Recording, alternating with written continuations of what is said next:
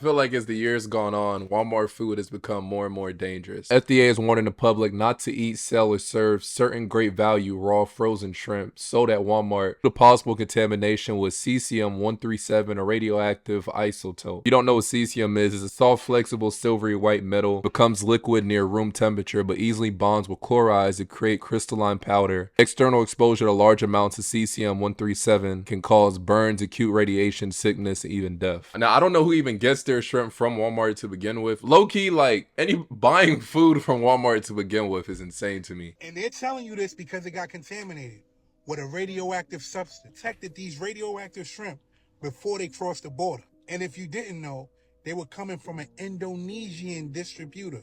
And what they're saying this means is that none of these radioactive shrimp made it across the border. Or did they? But hear this out. This shit is becoming real convenient. First you have radioactive bees. Now you have radioactive shrimp. Now they're saying that all products are going to be banned from coming into the United States from this company. What company are they talking about? Are they talking about Great Value? Or are they talking about the Indonesian company that they was getting the shrimp? Think about it as this. Great Value is a cheap option.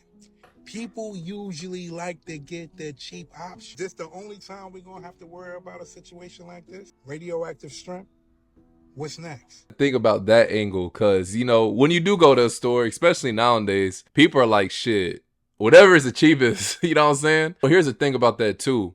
Even if you get the most expensive thing, you don't even, who's to say that one's even good? You know, like, you really don't know. No, for a fact, they probably never replace all this stuff. Like the stuff on the top, the stuff here. You got dogs jumping into the food. Look at this. Not the dog fault. It's a service dog just looking for its owner. Like the dogs, you see his paws is all in the food. They probably didn't fix that shit. You got its fur and everything all over here.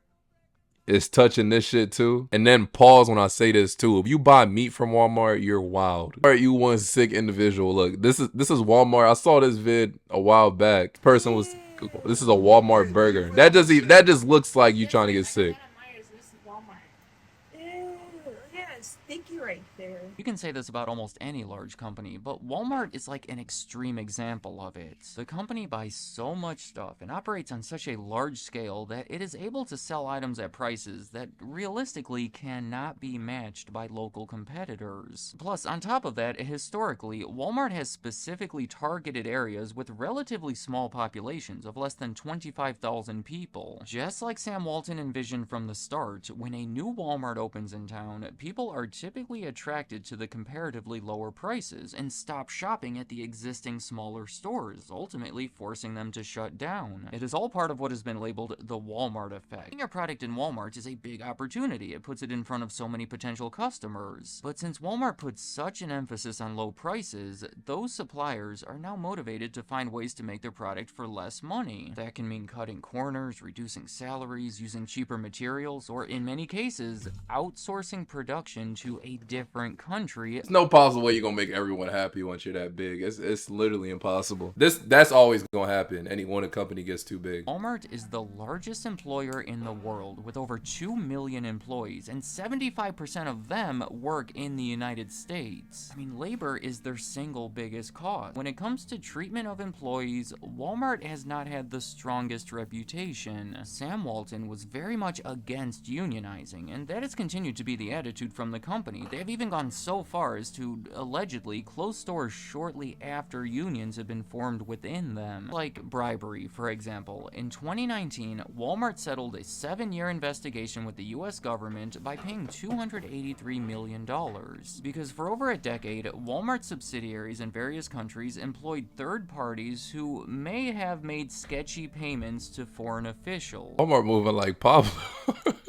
What the fuck? In 2013, the company pleaded guilty to dumping hazardous waste after a 10-year investigation, but the bigger concerns have been over the pollution from their everyday operation.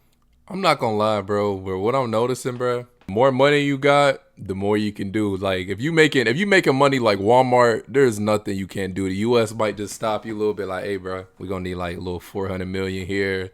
Because, I mean, in a way, if you're a US-based economy, if you're a US-based company, you're making as much as fucking Walmart makes. Walmart makes damn near $1 trillion probably. Amazon makes and all that. It's kind of helping it helps the U.S. economy in a way. So you could damn near do whatever you want as long as you pay them like, hey, bro, we need like 400 million here. We need a billion here. They'll let you do whatever the fuck you want. You saw they did some illegal whatever. Just had to pay them 283 million. All right, y'all good. Continue. keep doing your thing. Go on. You see what I'm saying? Keep making that money. So it's bro, you dead could do whatever you want as long as you got money. That shit's crazy. And the crazy thing is, they making bread like that and they laying people off. They moving Walmart on some other shit. They making that type of bread and they still laying people off. Look at this. The biggest companies in America are using a visa program to hire people overseas to America, pay them less than domestic Americans, and therefore they get people to work, but at the same time they're paying less money. Think about it. That's literally the only way companies can make damn near $1 trillion. I really think about this. If somebody here in the U.S. with the way the economy is set up, let's say you get like a general manager or some shit. I don't know. Y'all know the different positions. Let's say you get somebody in like a certain role. You got to pay them like 50 to 75K. Most of these big companies, they do most of their production and shit overseas because they literally pay them like $1, bro, because the currency is a lot different. $100 a month, like versus $4,000 a month. Like which, like think about it from a business aspect. $100 a month, $4,000 a month. Which one are you gonna choose? You gonna choose $100 a month. An ethical person, you're like, yo, that's messed up, but that's the only way these businesses make the type of money they make. That's just the truth. So they do that. They get people from overseas. They make whatever. I think for them, like, why a lot of companies are mad is because, like, Trump is trying to move a lot of that shit here, but it fucks up their business model. They're going to lose a bunch of money in the process. So in return, they're just like, nah, fuck this. I'm just lay people off. You know what I'm saying? And, if you notice, like, I think Duolingo, they laid off a bunch of people because they inserted, like, AI and stuff. If you add AI to a lot of these businesses, I can't see Walmart fully going like the AI route. You don't got to pay nobody shit. You know what I'm saying?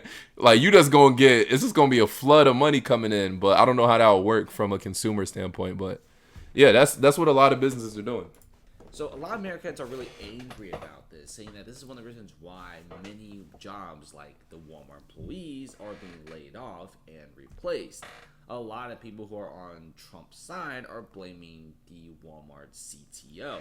So we are going to be seeing a lot of conspiracy theories after the Walmart layoff. And the thing is, it's not just Walmart that's doing the H-1B visa program, but there's a lot more. I mean, Tesla, surprisingly, is actually one of the top employers of the H-1B visa program. And right now, a lot of people are coming to the United States. Now, you may also be wondering why is it so difficult for a lot of young people to find a decent job. Even jobs like McDonald's and Starbucks are actually somewhat difficult to get. It's because you got a combination of federal layoffs, which is numbering close to 500,000 people, private sector layoffs like this year. Just the tech industry has fired like 70,000 people. And lastly, you have a lot of people coming into the U.S. To work. So you already have this mass amount of competition, and then you got like a crap ton of people graduating from college. It's not a pretty sight.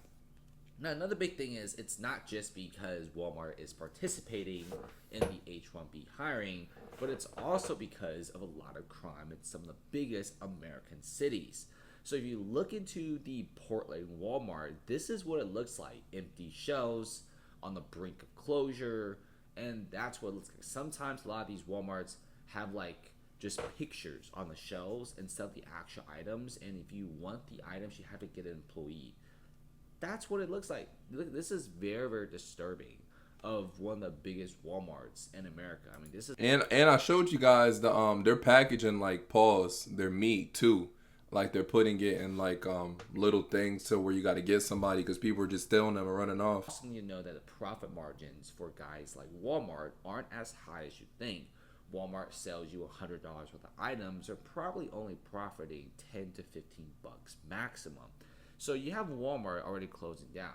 I mean, Walmart can stomach the occasional shoplifting, but they can't stomach too much shoplifting. When shoplifting goes up to a certain amount, when the shoplifting is way too high, they simply can't take it. In a very, very bad and very, very shaky economy, The economy right now isn't exactly the best. Many people feel like there could be a possible recession. In fact, most CEOs right now think there could be a possible recession. Trump's trade war, you got high inflation, you got very, very, very crazy housing prices that many of it is slowly popping. Commercial real estate is in the gutter. I mean, just a couple years ago, you got a mini banking crisis.